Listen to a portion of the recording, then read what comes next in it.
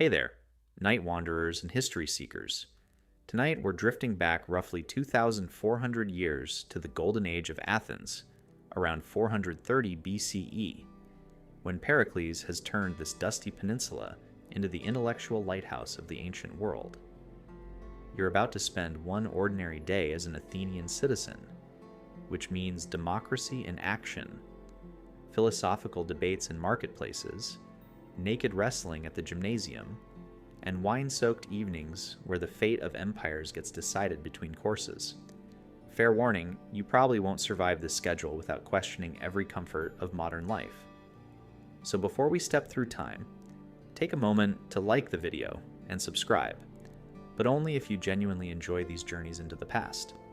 While you're at it, drop your city and local time in the comments. It's always fascinating to see where in the world you're watching from, whether it's Melbourne at breakfast or Manchester past midnight. Now settle in, maybe dim those lights, and let's ease into this ancient Athenian day together. The first blush of dawn creeps over Mount Hymettus, painting the eastern sky in shades of rose and honey. From your simple house nestled in the residential quarter below the Acropolis, you can hear the city beginning to stir. A rooster crows somewhere down the narrow street. The distant bleat of goats being herded toward the Agora mingles with the sound of a neighbor's door scraping open against packed earth.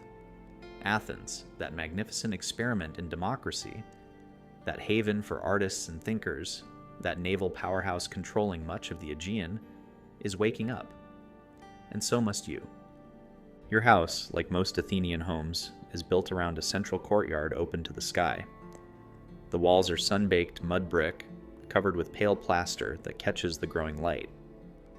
Clay tiles cover the roof, their terracotta curves designed to channel rainwater into the cistern below.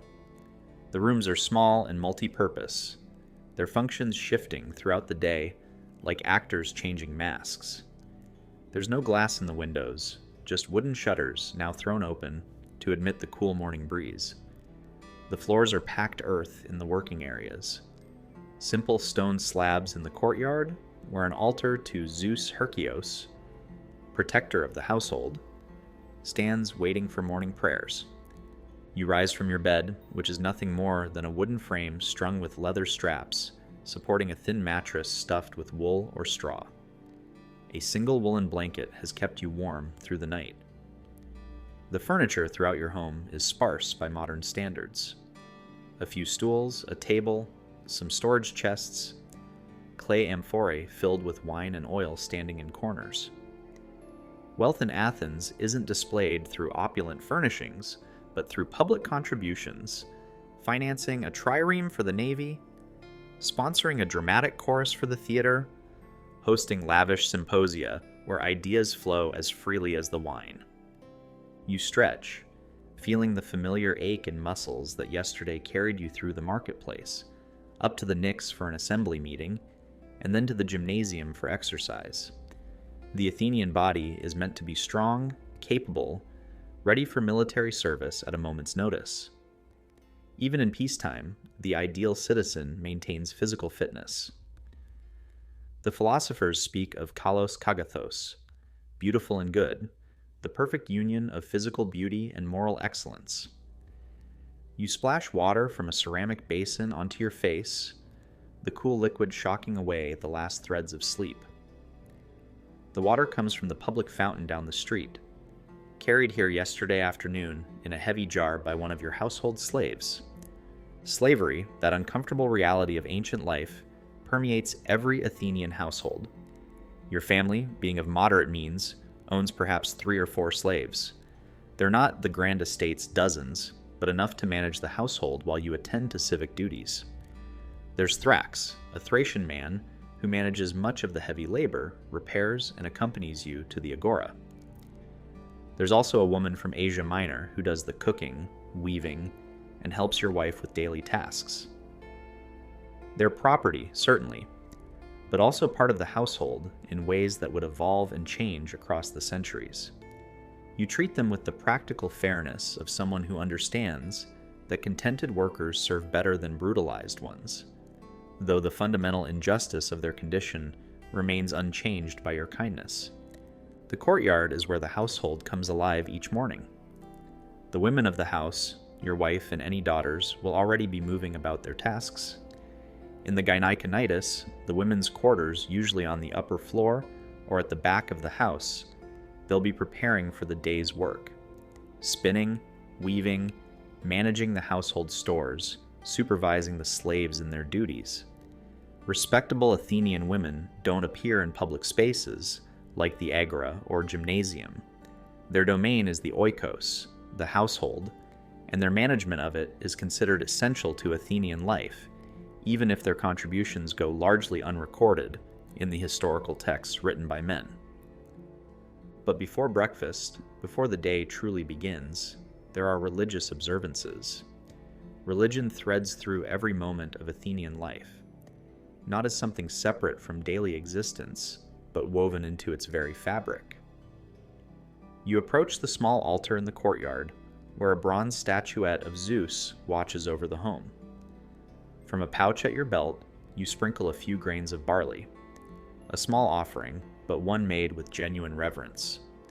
The gods are real presences in Athens, not abstract concepts, but active forces that require propitiation, respect, and regular acknowledgement. Zeus Herkios protects the household. Hestia guards the hearth. Athena Polias watches over the entire city from her magnificent temple on the Acropolis. You murmur a prayer, asking for the gods' favor on this household, for protection against illness and misfortune, for prosperity in your work, for wisdom in the assembly, for courage in battle should war come again. The smell of bread, baking draws you toward the kitchen area. Breakfast in Athens is a simple affair, nothing like the elaborate morning meals that later cultures will develop. The women have prepared what every Athenian eats to break their fast: barley bread and wine. The bread is coarse, made from barley flour because barley grows more readily than wheat in Attica's thin soil. It's dense, heavy, filling, meant to fuel a morning's work rather than delight the palate. You tear off a piece and dip it in wine, not the watered wine you'll drink later, but unsweetened wine meant to soften the bread's texture. The combination of grain and fermented grape provides carbohydrates and a mild alcoholic warmth that helps shake off the morning chill. If you're fortunate, there might be some figs, either fresh in season or dried and preserved. Perhaps a handful of olives, those essential fruits that Athena herself gifted to Athens. The olive tree that grows in your courtyard provides both food and oil, its gnarled trunk a constant presence, its silvery leaves catching the morning light. Some mornings might include a bit of cheese made from goat's milk, or perhaps some honey if recent sacrifices have been followed by a distribution of offerings. But generally, breakfast is utilitarian. The real meal, the time when families gather and food becomes a social event, will come at sunset. As you eat, your mind is already running through the day ahead. Today is not a day for the assembly. Those meetings at the Knicks happen every 9 or 10 days, but there are other civic duties to consider. You might be called for jury duty. Athens runs on citizen participation, and the courts are constantly in session, hearing everything from property disputes to treason trials. 6,000 citizens serve as jurors each year, selected by lot in a system designed to prevent corruption. If your token is drawn, you'll spend the day listening to arguments, weighing evidence, casting your vote by dropping a bronze disc through one of 2 urns, justice dispensed by ordinary men rather than professional judges. But jury duty or not, the Agora calls. The marketplace is not just where Athens shops, but where Athens lives, where citizens encounter each other, where news spreads, where reputations are made and destroyed, where philosophers teach in the shade of the colonnades, where politicians informally gauge public opinion before bringing proposals to the assembly. Every Athenian citizen, with any interest in the life of the polis, makes regular appearances at the Agora. To absent yourself is to remove yourself from Athenian life itself. You finish your simple breakfast and prepare to dress. The Athenian wardrobe is as straightforward as the morning meal. You'll wear a chiton, a simple tunic made from 2 rectangles of wool, or linen, sewn together at the shoulders and down the sides, belted at the waist with a leather cord. In cooler weather, you might add a himation, a large rectangular cloak draped over one shoulder. The cloth is usually off-white or a natural cream color, though wealthier citizens might have garments dyed with expensive Tyrian purple or other costly dyes. On your feet, leather sandals, though many Athenians go barefoot within the city, saving their footwear for longer journeys or muddy weather. There's no elaborate grooming ritual. Athenian men wear their hair short and their beards neatly trimmed, though styles vary with fashion and age. Older men might cultivate longer, more philosopher-like beards, while younger men keep themselves more closely shaved. You might rub yourself with olive oil, which serves as both moisturizer and cleanser in a world without soap. The oil will later be scraped off with a curved bronze tool called a strigil, carrying away dirt and dead skin. It's practical, economical, and when done at the gymnasium, accompanied by physical exercise, it becomes part of the Athenian ideal of bodily perfection. Your wife approaches with the household keys, heavy bronze implements that lock the storage rooms where grain, oil, wine, and valuable household items are kept. In wealthier homes, the women manage complex households with multiple slaves, extensive storerooms, and looms that produce cloth not just for family use, but for sale. Your wife hands you a small leather pouch containing a few obols, the small silver coins that form Athens' currency. The drachma, worth 6 obols, is roughly a day's wage for a skilled laborer. You're not wealthy, not among Athens' elite, who own vast estates and silver mines, but you're comfortable, a citizen with property, with voting rights, with a voice in how this remarkable city is governed. Before leaving, you pause at the small household shrine where your family's ancestors are honored. Ancestor worship isn't the grand religious ritual of the great temples, but these small, personal observances connect you to the generations that came before, to the family line that has held citizenship in Athens for generations. Not everyone in Athens can claim such heritage. The medics, foreign residents who live and work in the city, contribute to its economy, serve in its military, but can never be citizens, no matter how many generations their families have lived here. Citizenship is precious, inherited, protected, the most valuable thing an Athenian possesses. The sun is fully above the horizon now, and the streets outside are filling with the sounds of morning commerce. Vendors are heading to the Agora with their goods. Slaves are emerging from houses with empty water jugs, heading to the fountains. Children are being sent on errands. Somewhere nearby, a bronze smith's hammer begins its rhythmic song. Athens, that glorious contradiction of democracy and slavery, of intellectual freedom and social restriction, of military might and artistic beauty, is fully awake. And it's time for you to join it. You step out of your house into the narrow street, pulling the door shut behind you. The wood scrapes against the threshold. A familiar sound echoed up and down the neighborhood. The street is barely wide enough for 2 people to pass comfortably, unpaved, just packed earth that turns to mud in winter and dust in summer. Houses pressed together, their blank exterior walls presenting little to the street beyond the entrance door.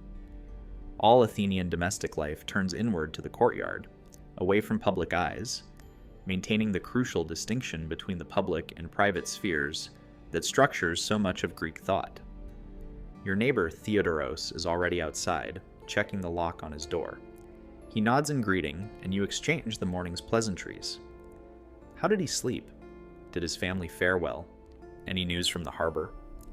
Theodoros works as a potter, his workshop attached to his home, and he's heading to the Agora to sell yesterday's production.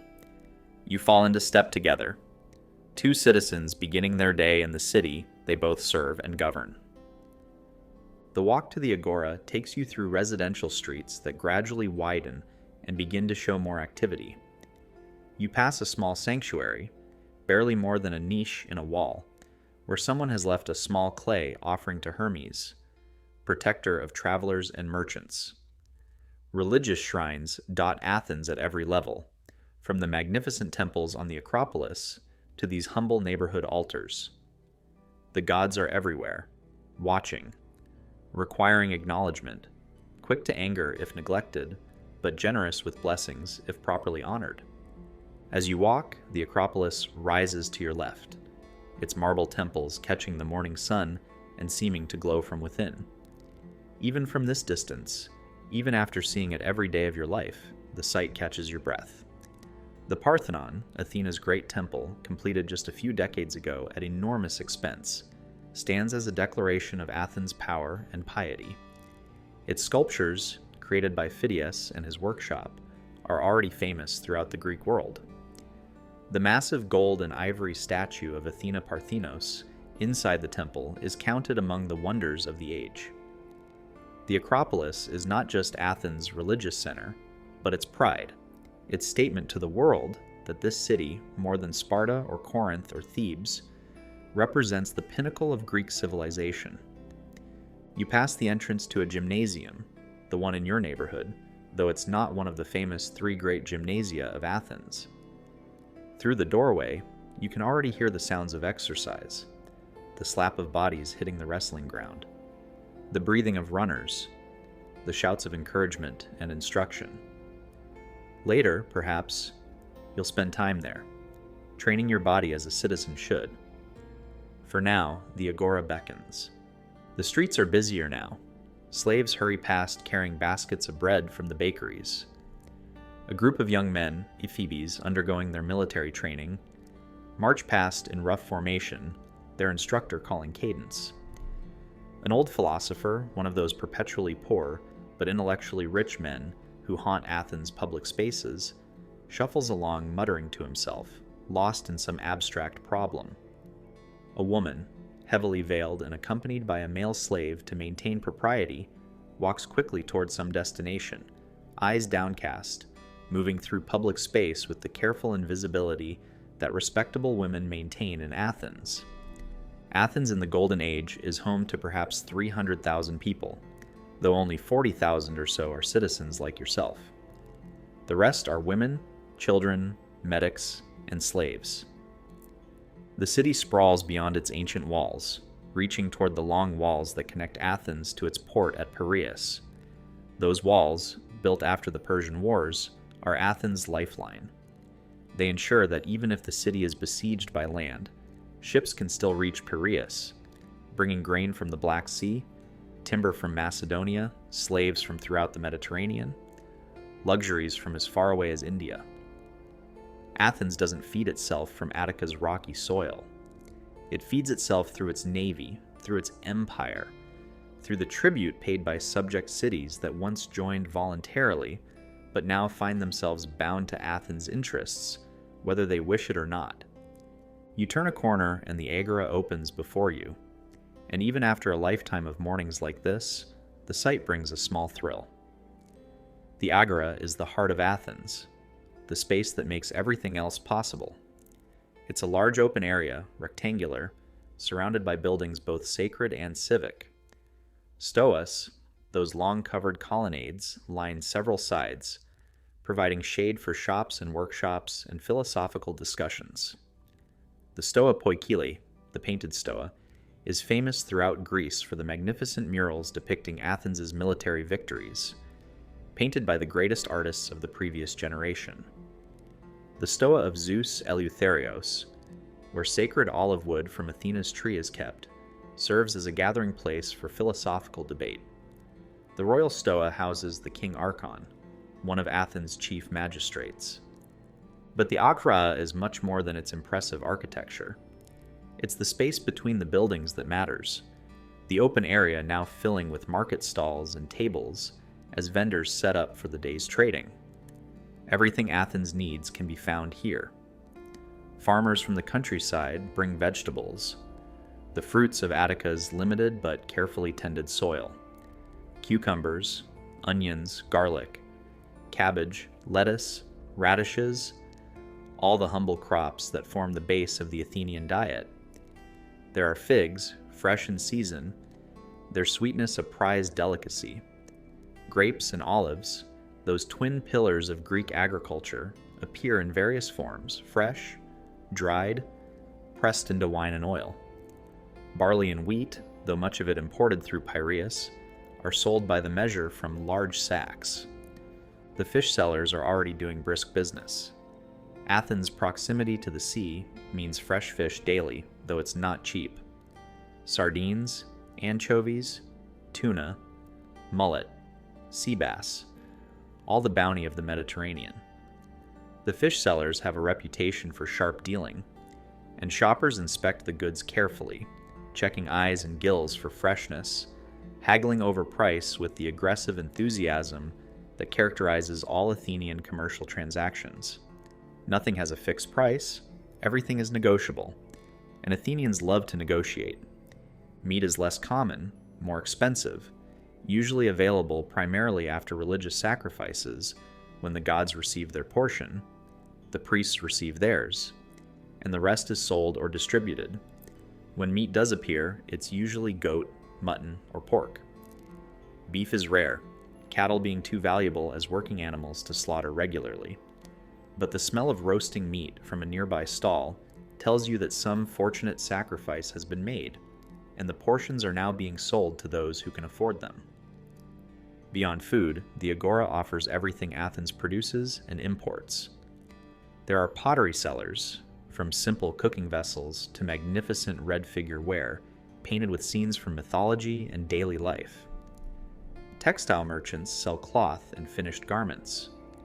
There are metalworkers offering bronze vessels, iron tools, and weapons. Perfume sellers, their stalls heavy with the scents of roses, myrrh, and exotic spices, cater to those with money for luxuries. Olive oil merchants offer different grades, from cooking oil to the finest quality used for anointing the body. Wine merchants sell varieties from throughout Greece and beyond, from the sweet wines of Chios to the strong vintages of Thassos. You make your way through the growing crowd, greeting friends and acquaintances with the easy familiarity of people who see each other daily in this shared public space. Athenian life is intensely social. The idea of privacy, of solitude, of spending time alone is viewed with suspicion. The Greek word for someone who withdraws from public life is idiots, the root of our word idiot. A proper citizen engages with his city, participates in its assemblies, serves on its juries, debates in its marketplaces, trains in its gymnasia. To remove yourself from this communal life is to fail in your basic civic duties. A group of men has gathered near the perfume sellers, and you recognize several as regular attendees of the assembly. They're discussing the latest news from the Peloponnesian War, that decades-long conflict with Sparta that has drained Athens' treasury and filled its cemeteries. Pericles' strategy of avoiding pitched land battles while using naval supremacy to strike coastal cities has kept Sparta at bay, but at enormous cost. Every Athenian has lost friends or family members. The war has become a grinding reality of life, shaping politics, economics, and daily existence in ways large and small. You join the conversation, contributing your thoughts on the latest strategy proposed in the assembly. Should Athens launch another expedition to Sicily? Should they increase the tribute demanded from subject allies? Should they seek peace with Sparta, even though it would mean accepting less than the total victory Pericles once promised? These questions are debated everywhere in Athens, from the assembly to the Agora to the symposia, where citizens gather for wine and conversation. Democracy means everyone has opinions, and everyone feels entitled to voice them. A philosopher passes, one of Socrates' associates if you recognize him correctly. Socrates himself might be somewhere in the Agora today, engaged in those devastating conversations that have made him simultaneously famous and irritating to the Athenian establishment. He has a habit of questioning everyone's assumptions, of using logic to demonstrate that people don't actually know what they think they know, of suggesting that the unexamined life is not worth living. It's intellectually thrilling and socially disruptive in equal measure. The older, more conservative citizens view Socrates with suspicion, seeing in his questioning a threat to traditional values. The younger citizens flock to him, drawn by his brilliance and by the dangerous glamour of challenging authority.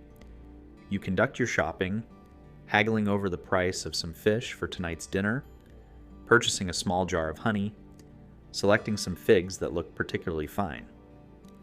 Your slave Thrax, who has accompanied you, carries the purchases in a woven basket.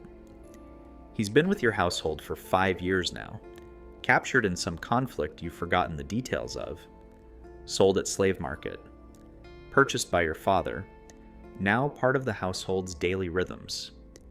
He's learned Greek, adopted some Athenian customs, but remains fundamentally apart, unable ever to become a citizen. His children likewise slaves, unless you or your heirs choose to free them. The morning wears on, and the Agora grows more crowded. Midday approaches, bringing with it the heat that will drive most activity into shaded areas. But before the day grows too warm, you have business to attend to. Your name has been drawn for jury duty this afternoon, a civic responsibility you cannot and would not refuse.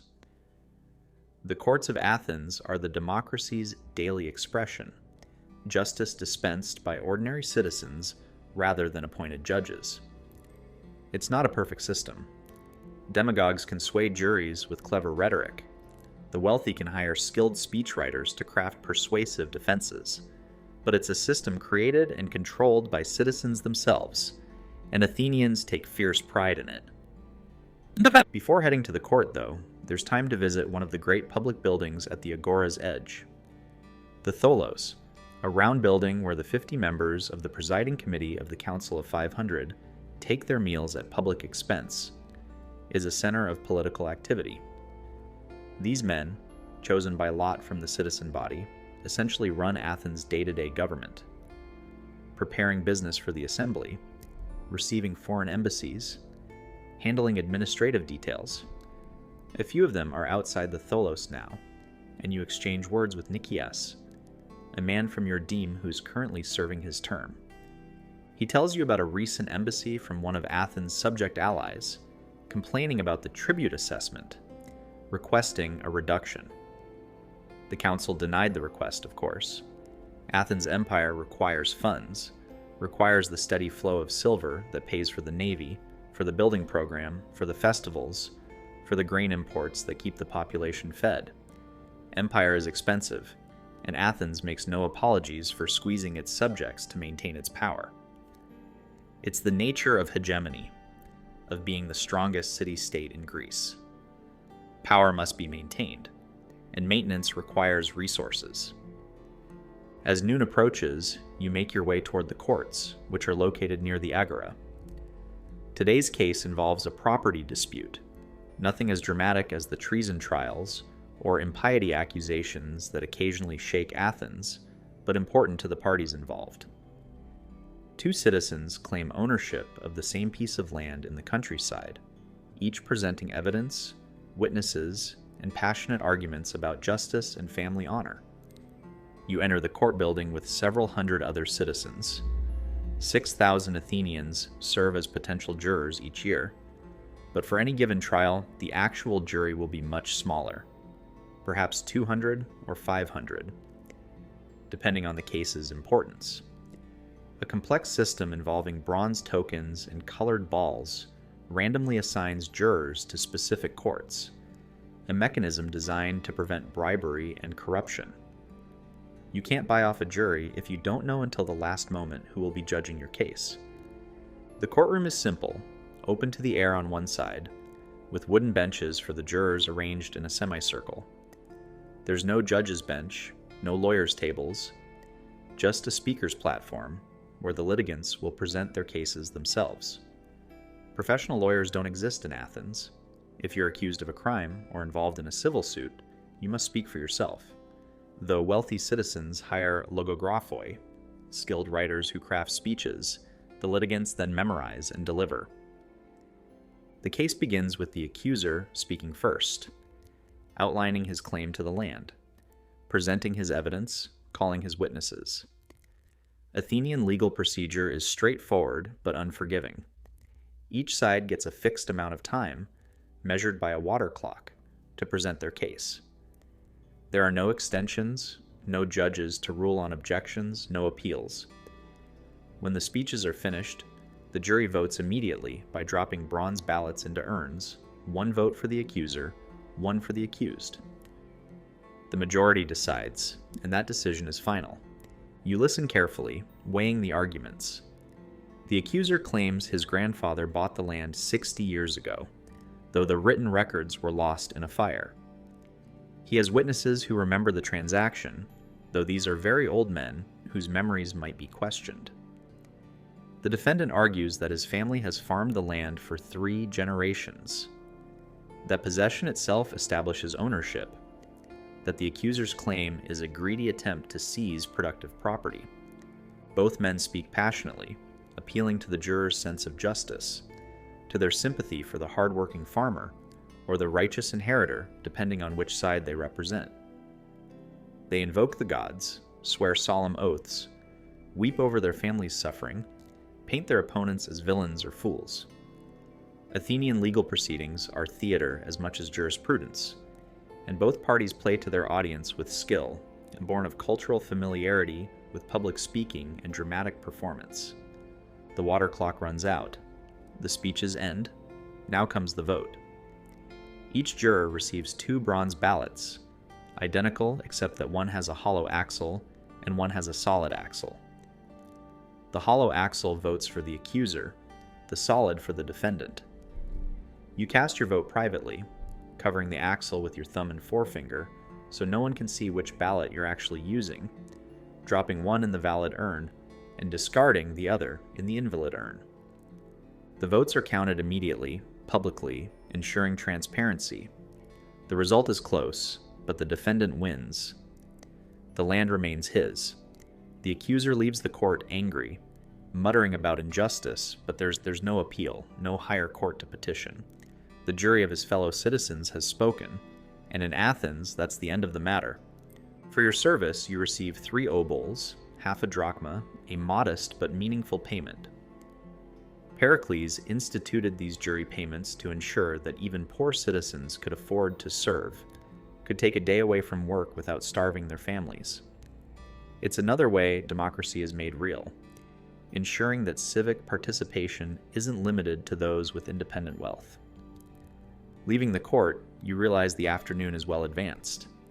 Your stomach reminds you that breakfast was many hours ago, and the Athenian custom is to take a light meal at midday. You head to one of the food stalls at the Agora's edge, where vendors sell prepared foods for those who don't have time or means to eat at home. For a few obols, you can buy grilled fish on a skewer, a predecessor of the modern souvlaki, some bread, perhaps some cheese or olives. It's simple, quick, practical, eaten standing or sitting on the steps of one of the stoas, watching Athens flow past. As you eat, you notice a group of young men heading toward one of the gymnasia. They're ephebes, 18 and 19-year-olds undergoing their mandatory military training before becoming full citizens. For 2 years, these young men train with weapons, learn tactics, guard the frontiers of Attica, and are educated in citizenship. When they complete their service, they'll receive a shield and spear at a public ceremony and take their places as full citizens, able to vote in the assembly, serve on juries, hold office if chosen by lot or elected. Until then, they occupy a liminal space, not quite children, but not yet full adults. The afternoon heat is building, and many Athenians are withdrawing from public spaces, retreating to the shade of courtyards and colonnades, perhaps taking a brief rest before the evening's activities. But you have one more obligation before returning home. You've promised to stop at the temple of Hephaestus, the god of craftsmen and metalworkers, to leave a small offering of thanks. Your bronze workshop has been profitable lately, and it's proper to acknowledge the divine favor that brings success. The temple of Hephaestus stands at the Agora's western edge, on a small hill that gives it prominence. It's not as large as the temples on the Acropolis, but it's beautifully proportioned, its Doric columns supporting a pediment decorated with sculptures depicting the labors of Theseus, Athens' legendary founder, The temple's position overlooking the Agora seems appropriate for Hephaestus, whose domain includes all the craftsmen whose workshops line these streets. You climb the steps, passing through the columns into the temple's cool interior. The cult statue of Hephaestus stands at the far end, bronze and gold catching the light that filters through the doorway. Around the walls, votive offerings left by other worshippers crowd the space. Bronze vessels, tools, weapons, all manner of metalwork dedicated to the god. You add your offering, a small bronze figurine of a bull, symbol of strength and labor, and pour a libation of wine on the altar outside. A priest acknowledges your offering with a nod, murmuring a brief prayer on your behalf. Religious observance in Athens is both deeply personal and intensely communal. You believe in the gods not as abstract concepts, but as real beings with personalities, preferences, and powers. Athena protects the city and loves wisdom and warfare. Apollo brings prophecy and plague. Dionysus gives wine and madness. Artemis guards childbirth and the hunt. The gods must be honored, offered sacrifices, given their due in festivals and daily observances. To neglect them invites disaster. To honor them brings blessings. It's a practical theology, transactional, but also genuinely pious. From the temple, you can see across the Agora to where the afternoon shadows are lengthening. The market is beginning to thin as vendors pack unsold goods, as citizens head home for the evening meal, as Athens transitions from its public daytime life to its more private evening existence. But the day isn't over yet. Tonight, you're invited to a symposium, one of those drinking parties that are as much intellectual salon as social gathering. It will be late when you finally sleep, your head buzzing with wine and philosophy and the exhausting pleasure of living in the most vital city in the world. But first, you should visit the gymnasium. Physical culture is as important to Athenian life as political participation or religious observance. The ideal citizen is not just intellectually engaged and politically active, but also physically fit, trained in athletics, prepared for military service. The gymnasium is where this ideal is pursued, where young men especially, but also mature citizens, train their bodies in the arts of running, jumping, wrestling, boxing, discus throwing, and javelin casting. You make your way to the Academy, one of Athens' 3 great public gymnasia, located northwest of the city in a grove sacred to the hero Academos. The walk takes you out of the crowded city center, past the Dippolon Gate in the city walls, into a more open area of olive groves and parkland. The Academy's grounds are extensive, including running tracks, wrestling grounds, colonnaded walkways, changing rooms, baths, and open spaces for various athletic activities. As you enter through the propylon, the columned gateway that marks the entrance, you immediately encounter the characteristic sights, sounds, and smells of the gymnasium. Young men, naked according to Greek athletic custom, are wrestling in the palaestra, their bodies gleaming with olive oil, straining against each other in holds and throws as old as Homer. The word gymnasium comes from gymnos, meaning naked, and the Greek practice of exercising nude is both practical and aesthetic. It allows freedom of movement, display of the well-conditioned body that Greeks admire, and reinforces the brotherhood of citizens training together. A group of boys, supervised by their Paedo tribes, their athletic instructor, practice javelin throwing. The instructor demonstrates proper grip, proper stance, proper follow-through, then watches critically as each boy attempts to imitate his technique. Physical education begins young in Athens, and by the time a boy reaches ephebic age, he's expected to be proficient in the basic athletic skills that might save his life in battle. You head to the apoditarion, the changing room, and remove your chiton and sandals, placing them in one of the niches along the wall. Then, like everyone else, you rub your body with olive oil from a small flask you've brought. The oil serves multiple purposes, making the skin supple, creating a protective layer against the sun and dirt, and making wrestling holds more challenging and exciting. Later, after exercising, you'll scrape the oil off with a strigil, removing with it the sweat, dust, and dirt accumulated during the workout. Today you decide to focus on running. The Paradromides, the covered running track, extends along one side of the gymnasium, its length equivalent to one stadion, roughly 200 meters. You begin with a slow jog to warm the muscles, feeling your body come alive with movement. Then you increase the pace, pushing yourself, feeling your heart pound, your lungs work, your legs drive forward. Running is not just about physical fitness, but about mental discipline, about pushing through discomfort, about developing the endurance that will serve you in battle if Athens calls you to the phalanx. After several sprints, you move to the wrestling ground where the sand has been freshly turned and raked.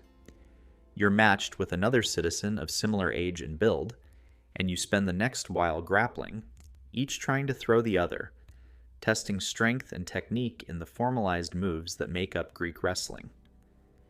It's exhausting, exhilarating work that leaves both of you breathing hard and covered in sand that sticks to the oil on your skin. Exercise complete, you make your way to the Lutrin, the cold bath, a large basin filled with spring water where athletes wash away the worst of the grime. The cold water is shocking after the heat of exercise, but it's refreshing, invigorating, bringing blood to the surface of the skin. You scrape yourself with the strigil, removing oil, sweat, sand, and dirt until your skin feels clean and alive. But the gymnasium isn't just about physical training. Even as you exercise, you can hear voices from the exedra, the semicircular seating areas where philosophers lecture and hold discussions. The gymnasium serves as an informal center of higher education, where young men encounter new ideas, where philosophers find audiences, where the life of the mind and the life of the body intersect in ways that Greeks believe essential to full human development.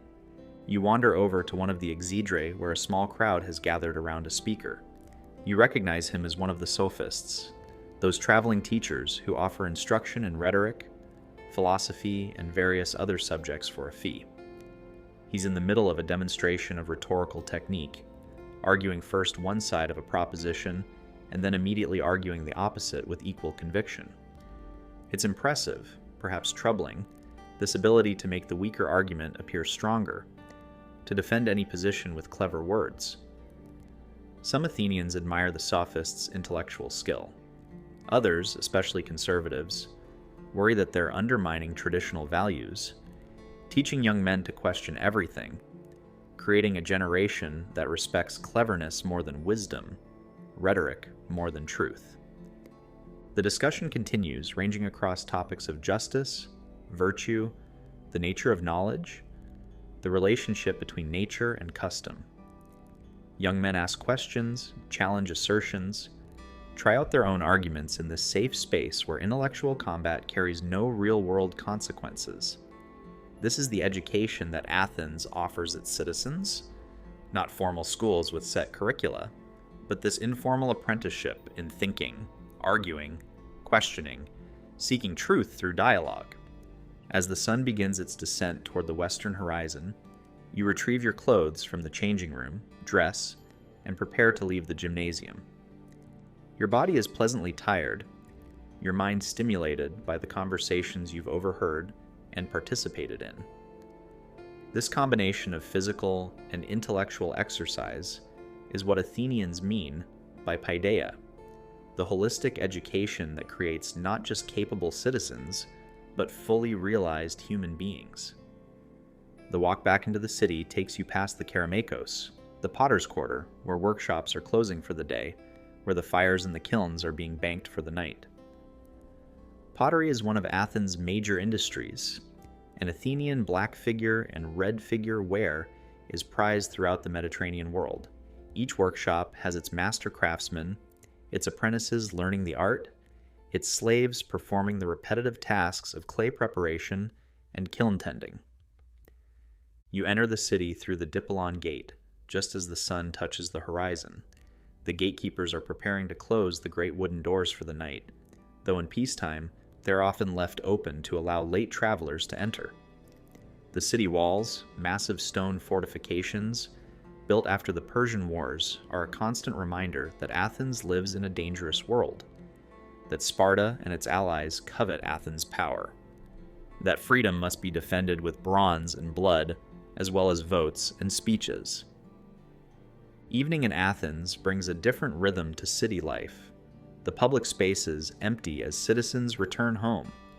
The streets grow quieter, though not silent. Torchbearers light the way for those still moving through the darkening lanes.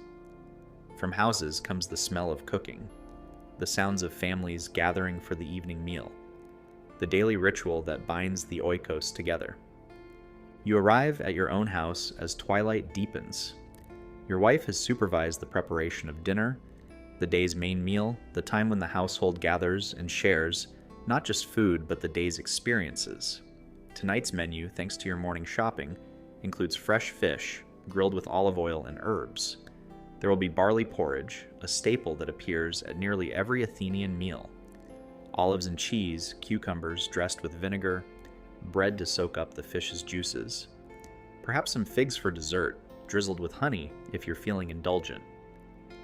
The household slaves have set up the dinner in the andron, the men's dining room, since you're hosting several guests tonight for a symposium. But first, the family meal. You recline on one of the dining couches, a posture that wealthy Greeks prefer for eating, though poorer households might simply sit. Your wife and daughters will eat separately in the women's quarters, maintaining the gender segregation that structures Athenian domestic life.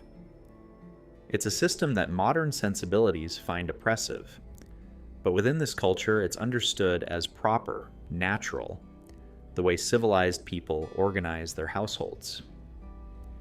As you eat, you reflect on the day, the morning at the Agora with its commercial hustle and political gossip, the afternoon jury service, participating in the democracy's daily administration of justice, the physical training at the gymnasium, and the intellectual stimulation of philosophical debate, the religious observances that punctuated the day, acknowledgments of divine presence and power. It's been an ordinary day, unremarkable by Athenian standards, yet it contains within it the essential elements that make Athens extraordinary: citizen participation in government, vigorous intellectual life, physical culture, piety, commercial energy, military readiness, all woven together in a way that no other city has quite achieved. But the day isn't finished. As the last light fades from the sky, as the household slaves clear away the dinner remains and prepare the andron for tonight's symposium, you change into a fresh chiton and prepare to receive your guests. The symposium is one of Athens' most characteristic institutions, a drinking party that follows strict conventions and serves multiple social functions. It's where friendships are cemented, business deals discussed, political alliances formed, philosophical questions debated, and entertainment enjoyed. Wine loosens tongues and lowers inhibitions, but the symposium is also a highly structured event with its own etiquette and customs. Your guests begin arriving shortly after sunset. There's Callicrates, a wealthy merchant who trades in pottery and olive oil. Philippos, a fellow citizen from your deme, who fought beside you in the last campaign against Megara. A young man named Alcibiades, nephew of Pericles, known for his beauty, intelligence, and troubling tendency toward arrogance and scandal. And surprisingly, a foreign visitor, a physician from Kos, who has come to Athens seeking patience and intellectual stimulation. Each guest is greeted at the door by your slave, who washes their feet and provides them with a wreath of ivy or laurel to wear, symbols of festivity and Dionysian celebration. The andron has been arranged with dining couches around the walls, each large enough for 2 men to recline. Small tables are placed beside each couch, holding cups and plates. In the room's center, a large crater, a mixing bowl for wine, dominates the space. The symposium begins formally with libations to the gods, A slave pours unmixed wine, and each guest offers a portion to the gods, particularly to Dionysus, the god of wine, and to the agathos daimon, the good spirit who watches over the household. This religious opening sets the tone, acknowledging that even in pleasure, the gods must be honored, that mortal joy is granted by divine favor, and can be withdrawn if the gods are offended. Then the serious drinking begins. But Greek symposia don't involve drinking unmixed wine, which is considered barbaric, the mark of Scythians and other uncivilized peoples. Instead, the symposiarch, chosen by the group to oversee the evening, determines the ratio of wine to water. It might be 3 parts water to 2 parts wine for a relatively sober evening, or equal parts for something more intoxicating, but never less water than wine. The mixture is prepared in the crater and then ladled into each guest's kylix, a shallow drinking cup with 2 handles. The conversation begins lightly, with gossip from the Agora, news from the war, speculation about upcoming assembly votes.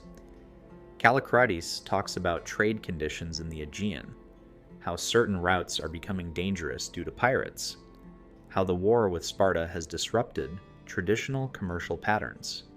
Philippos recounts a recent encounter with some Spartans during a campaign, marveling at their discipline and physical toughness, even while despising their rigid, militaristic society that seems to him the opposite of Athenian freedom and creativity. As the wine flows and the evening deepens, the conversation grows more philosophical. Young Alcibiades, emboldened by drink and his famous name, raises the question of justice. Is justice merely whatever serves the strong, as some sophists claim? Or does it have an independent existence, a reality beyond human convention? Is a just man happier than an unjust one, even if the unjust man prospers and the just man suffers? These are the kinds of questions that Socrates is famous for asking. And indeed, you mentioned that you heard Socrates in the Agora recently making similar inquiries. The foreign physician contributes observations from his travels, noting how different cities define justice differently, how customs vary wildly across the Greek world. Does this variety prove that justice is merely convention, or does it suggest that humans everywhere are imperfectly grasping some universal truth? The debate ranges widely, touching on ethics, politics, theology, human nature. No one expects to solve these questions definitively. The point is the discussion itself, the exchange of ideas, the testing of arguments, the pleasure of intellectual combat conducted with wit and wine. This is Athens' gift to the world, this conviction that questions matter, that ordinary citizens can and should think deeply about fundamental issues, that democracy requires not just voting, but vigorous debate about what kind of society Athens should be. Entertainment interrupts the philosophy. A flute girl, hired for the evening, plays haunting melodies on her aulos, the double-piped instrument that provides musical accompaniment for symposia. She's not a citizen, not even a free woman, but a slave trained in music and other arts of entertainment. After her performance, you play Cotobos, a drinking game where participants flick wine from their cups at a target, trying to knock it over.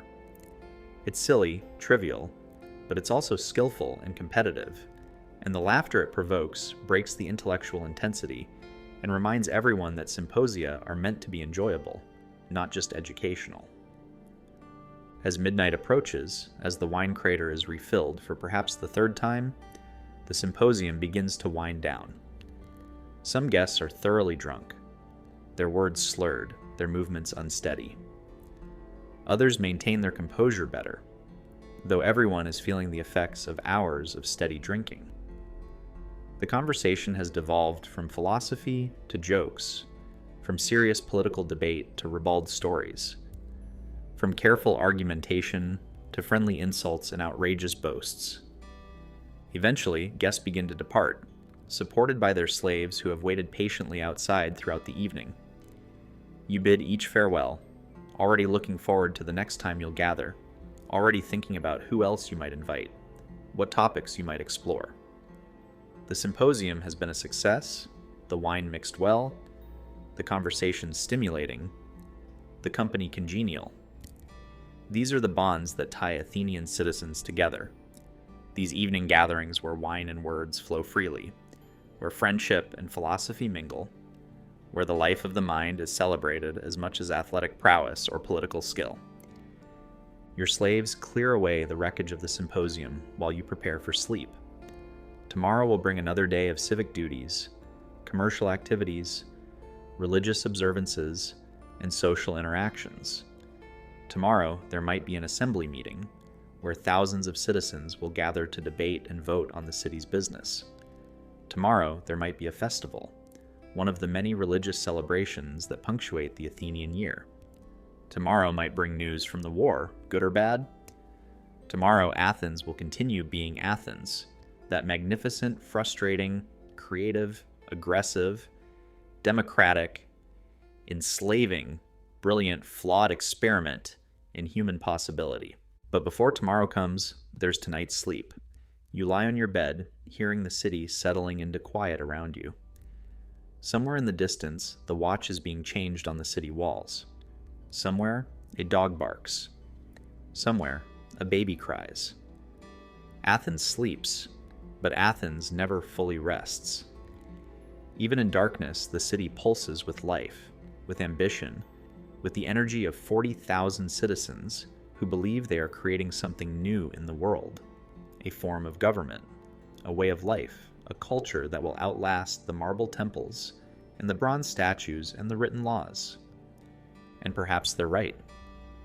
Perhaps these days you're living through, these ordinary days of market shopping and jury service and gymnasium exercise and philosophical symposia, perhaps these will echo through millennia. Perhaps people in futures you cannot imagine will look back at classical Athens and see not just a historical curiosity, but the birthplace of ideas that still matter, the origin of democracy and theater and philosophy and so many other things that define what it means to be fully human. But those thoughts are too large for midnight.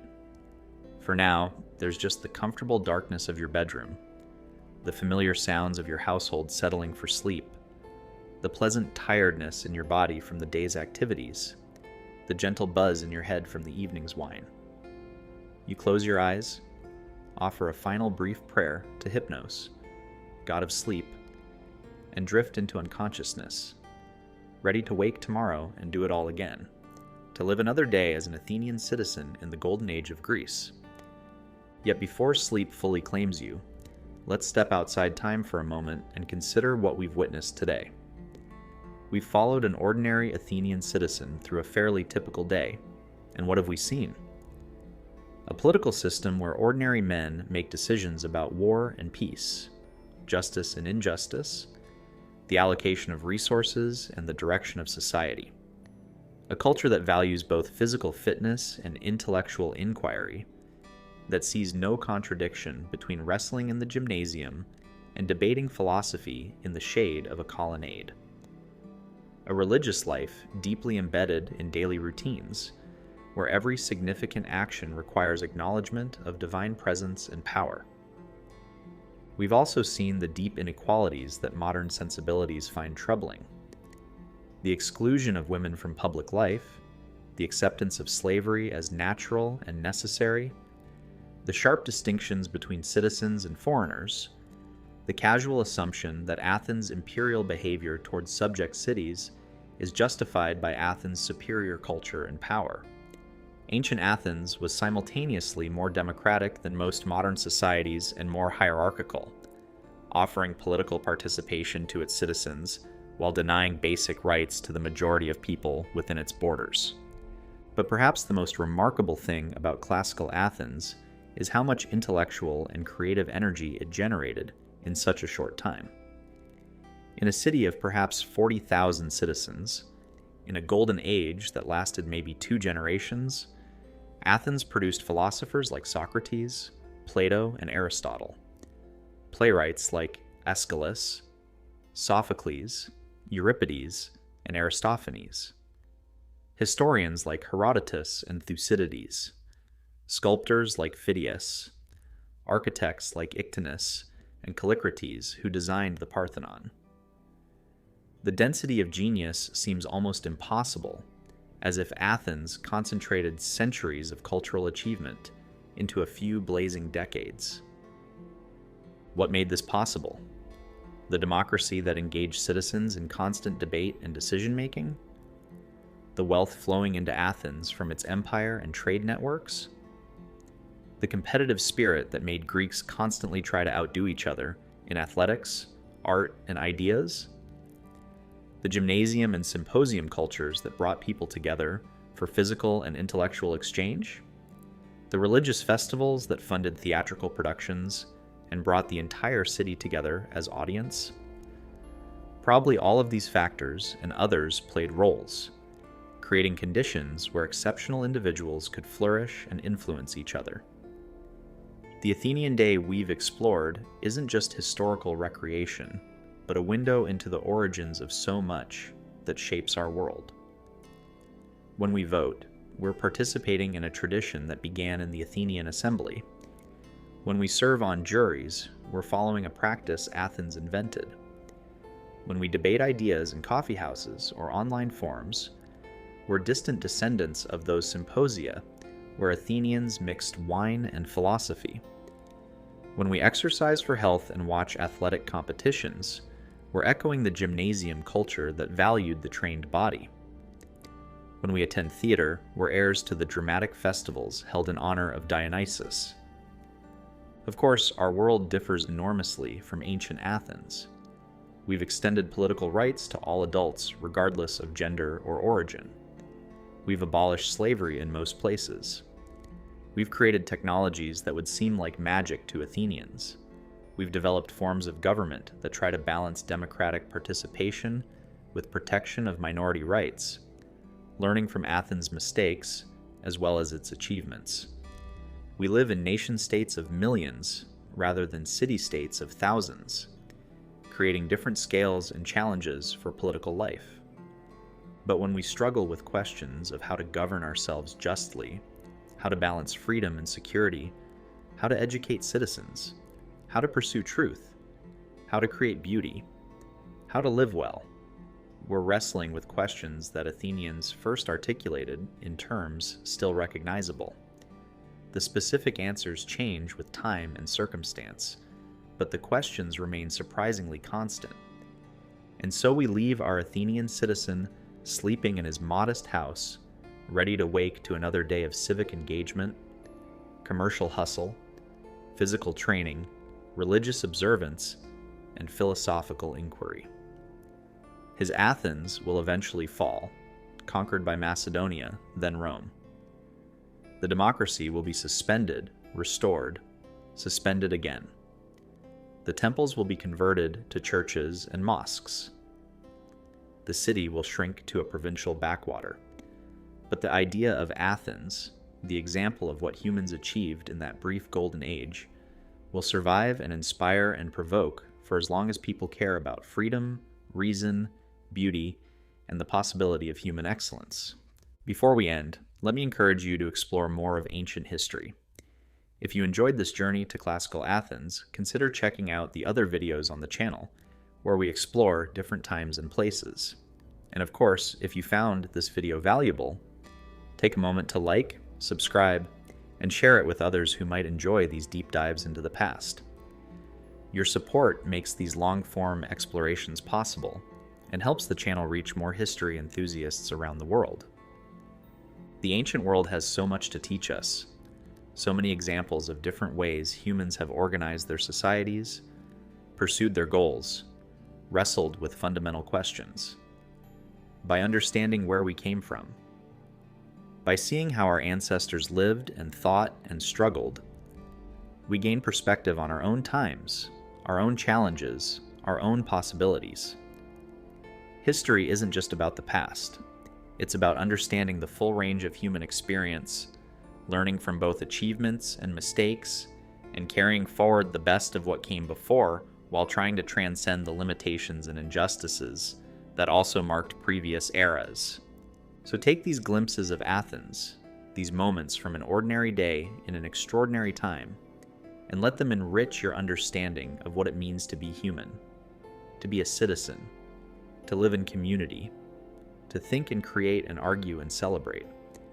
Let them remind you that democracy isn't natural or inevitable, but something that must be actively practiced, that excellence requires discipline and training, that ideas matter and shape the world, that even the most advanced civilizations rest on foundations that include both inspiring ideals and troubling inequalities.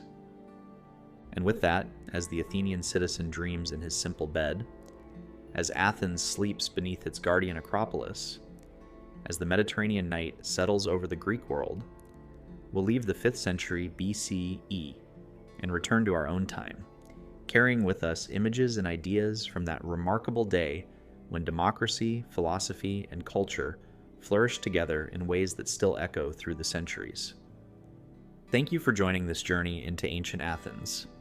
Until the next historical adventure, take care, stay curious, and remember that the past is never truly past, but lives on in every question we ask and every ideal we pursue.